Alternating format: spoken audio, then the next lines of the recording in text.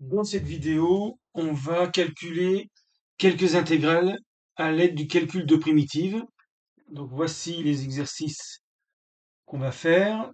Intégrale de 1 à e d'un sur x dx. Intégrale de 1 à 2 de cette fonction, 4x cube moins 2x carré plus 7x moins 3 plus 4 sur x moins 5 sur x carré. Intégrale de log de 2 à log de 5 de moins exponentielle de 3x plus exponentielle de x. Intégrale de 2 à 7 de exponentielle de x sur exponentielle de x plus 1. Intégrale de a à b de m dx. Dans une vidéo précédente, on avait vu l'interprétation graphique. Et montré que l'intégrale de 2 à 8 de log de x sur x dx, c'est log de 4 au carré. Et pour terminer, l'étude d'une fonction définie par une intégrale avec des bornes variables. Alors, on commence donc par la première intégrale. Donc, intégrale de 1 à e, 1 sur x dx. Alors, il faut trouver une primitive de 1 sur x, donc c'est une fonction usuelle. On sait qu'une primitive, c'est log de x. Donc, la formule qu'on va utiliser dans toute cette vidéo, c'est intégrale de a à b f de t dt ou f de x dx, c'est pareil. C'est grand F de b moins grand F de a, où f est une primitive, grand F est une primitive de petit f, qu'on note parfois f de x entre a et b. Et même parfois on ferme des deux côtés. Alors, c'est le log de x dont la dérivée donne 1 sur x. Là, on est bien sur un intervalle 1e qui est inclus dans 0 plus l'infini. Et donc, l'intégrale, c'est log de e moins log de 1, donc 1 moins 0, donc 1. Alors, intégrale suivante. Donc là, on va utiliser les primitives de x puissance n. Donc ça marche tant que n n'est pas égal à moins 1. Donc pour n entier différent de moins 1, ça marche aussi avec les négatifs. Quand on dérive x puissance n, on obtient n x puissance n moins 1. Donc quand on dérive x puissance n plus 1, on obtient n plus 1 x puissance n.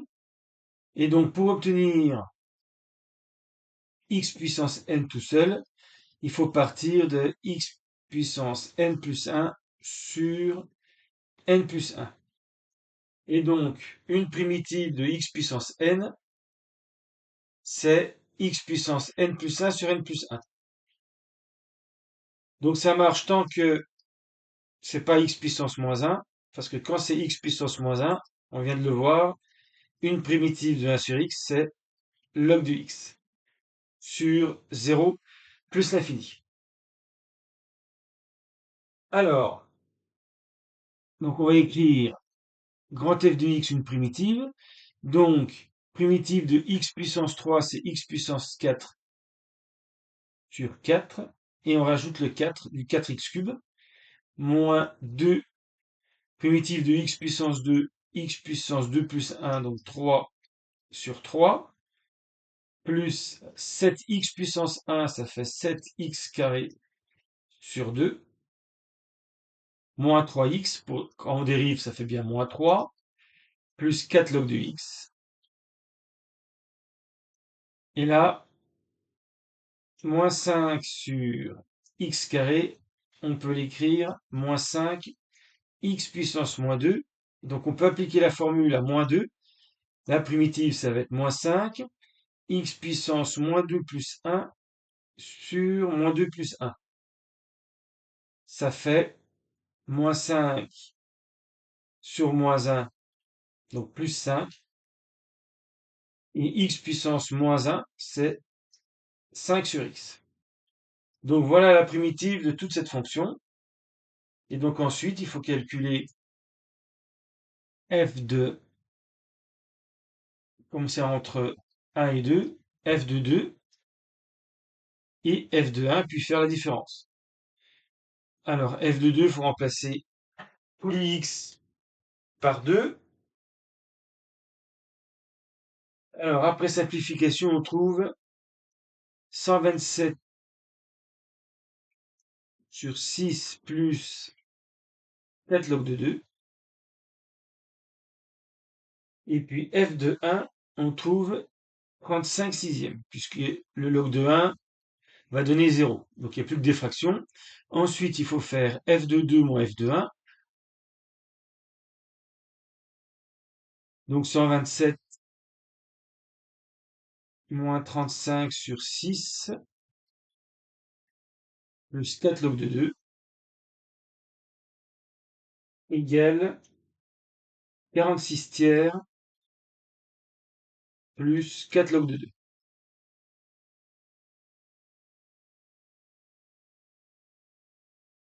Intégrale suivante, intégrale de moins exponentielle de 3x plus exponentielle de x entre log de 2 et log de 5. Alors, quand on dérive exponentielle de kx, ça donne k exponentielle de kx.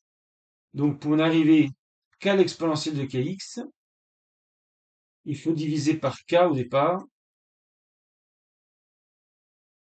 Et donc ça, c'est une primitive de ça. Donc par exemple, pour obtenir exponentielle de 3x après dérivation, il faut partir de 1 tiers de exponentielle de 3x. Comme il y a un moins, on va mettre moins. Pour exponentielle de x, c'est plus simple, il est égal à sa propre dérivée. Et donc comme primitive, on va prendre moins 1 tiers exponentielle de 3x plus exponentielle de x. Alors, f de log de 5.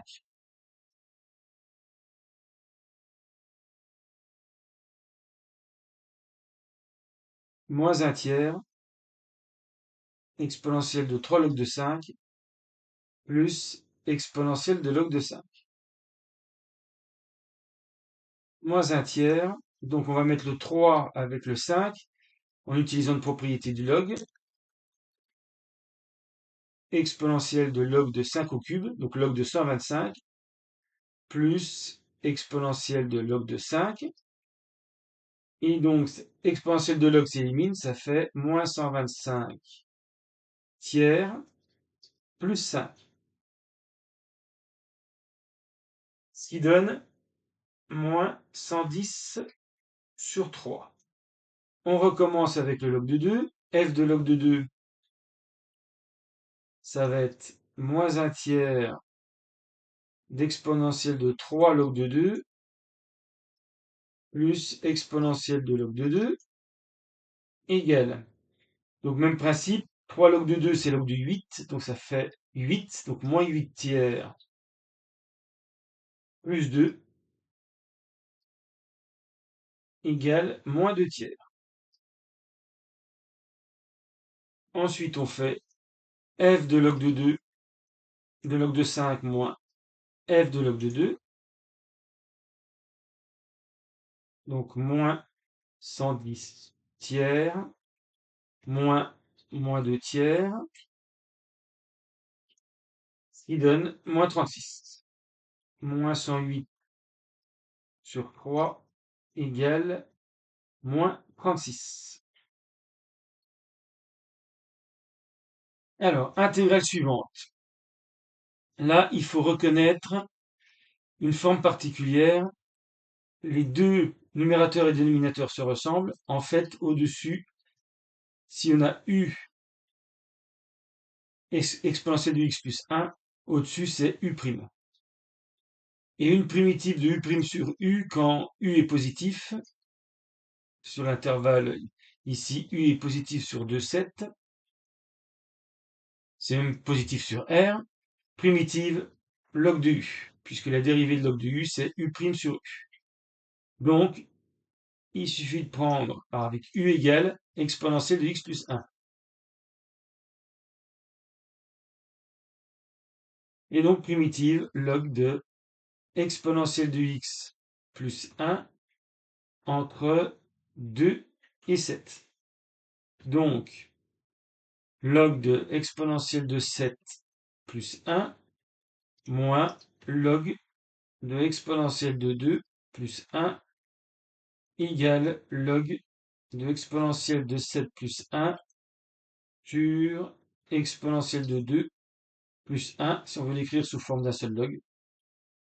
Donc voilà pour cette intégrale. Celle-ci, on avait trouvé une interprétation graphique quand m est positif et a plus petit que b. On trace la fonction f de x égale m. Et puis on sait que pour une fonction continue et positive sur AB, il suffit de calculer l'aire de la partie assurée. Et donc on trouve, ici on a B moins A, et là la hauteur c'est M, donc l'aire du rectangle c'est M fois B moins A. Mais ça marche pour M quelconque et même A plus grand que B. Il suffit donc de trouver une primitive de M. Primitive de M c'est Mx, qu'on va prendre entre A et B. Donc ça fait MB moins MA. Et donc on retrouve bien M fois B moins A. Mais cette fois-ci, ça marche avec M, A et B quelconque. Et puis, ici, vous pouvez montrer que l'intégrale de 2 à 8 log de x sur x dx, c'est log de 4 au carré. Alors, intégrale de 2 à 8 log de x sur x dx. Alors, log de x sur x, il faut reconnaître que c'est 1 sur x fois log de x. Ici, on a u' quand ici, on a u. Quelle est la forme qui donne u', c'est u au carré. Mais si on prend u au carré, la dérivée c'est 2u, u'. Et donc il faut partir de 1 demi de u au carré pour trouver u'. Voilà, étant entendu que u c'est log de x. Et donc comme primitive, on va prendre grand F de x égale 1 demi de log de x au carré.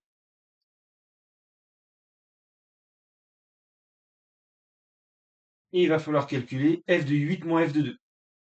Donc f de 8 moins f de 2 égale 1 demi de log de 8 au carré moins 1 demi de log de 2 au carré. On va mettre, donc ça ne ressemble pas encore à ce qu'on nous demande, 1 demi en facteur, et on va avoir log de 8 au carré moins log de 2 au carré, donc log de 8 moins log de 2, formule habituelle, a carré moins b carré, log de 8 plus log de 2, ce qui donne 1 demi de log de 8 sur 2, donc log de 4, fois log de 8 plus log de 2, ça fait log de 16. Log de 16, c'est log de 4 au carré, donc c'est 2 log de 4, donc ça fait 1 demi de log de 4 fois 2 log de 4. 1 demi fois 2, ça fait 1, il reste bien log de 4 au carré. Et pour terminer, les variations de cette fonction, quand f de x égale l'intégrale de x à 2x 1 plus t au carré dt. Donc en fait, en classe post-bac, on voit que une primitive de 1 sur 1 plus t au carré, c'est arctangente de x, arctangente de t. Là, il faut faire autrement. Donc, comment étudier les variations de f? Il faut dériver f. Comment on dérive f? Eh bien, il faut utiliser une primitive de 1 sur 1 plus t au carré. Donc, soit g une primitive de une fonction qu'on intègre.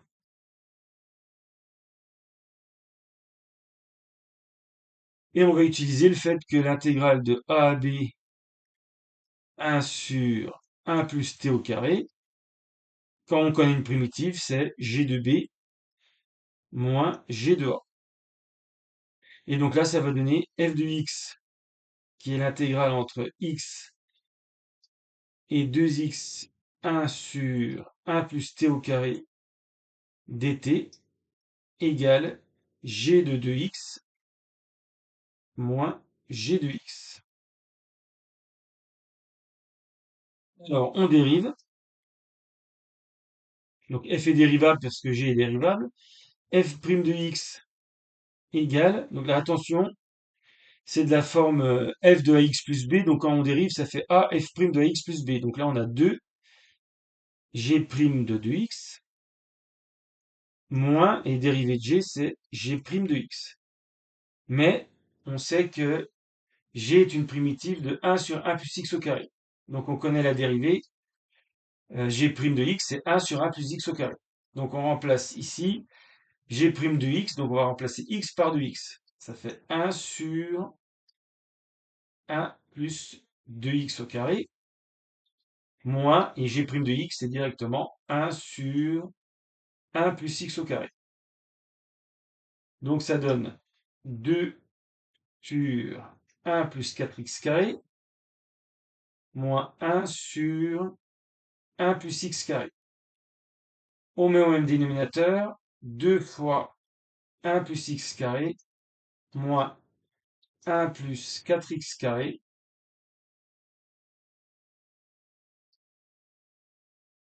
sur le produit de deux nombres strictement positifs, de deux expressions qui seront tout le temps positives. On simplifie, il reste 2 moins 1 moins 2x carré sur une expression de x qui est strictement positive. Donc ça, c'est du signe de 1 moins 2x carré. Donc, oublié de dire tout à l'heure, bien sûr, f est défini sur R, c'est indiqué, il n'y a pas de problème. 1 plus t au carré, ça n'annule jamais. Donc, 1 moins 2x carré, c'est un polynôme du second degré qui s'annule si et seulement si x carré égale 1,5, c'est-à-dire 2 quarts. Donc, si et seulement si x égale plus ou moins racine de 2 quarts, donc racine de 2 sur 2. On n'a plus qu'à faire le tableau de variation de moins l'infini à plus l'infini. La dérivée s'annule en moins racine de 2 sur 2 et racine de 2 sur 2. Donc ça, c'est f' de x, le signe de f' de x. Donc, c'est du signe de a partout, sauf entre les racines. Et donc, pour les variations de f, décroissante, croissante, décroissante. Donc, décroissante sur moins l'infini, moins racine de 2 sur 2. Strictement croissante sur moins racine de 2 sur 2, racine de 2 sur 2. Et strictement décroissante sur racine de 2 sur 2 plus l'infini.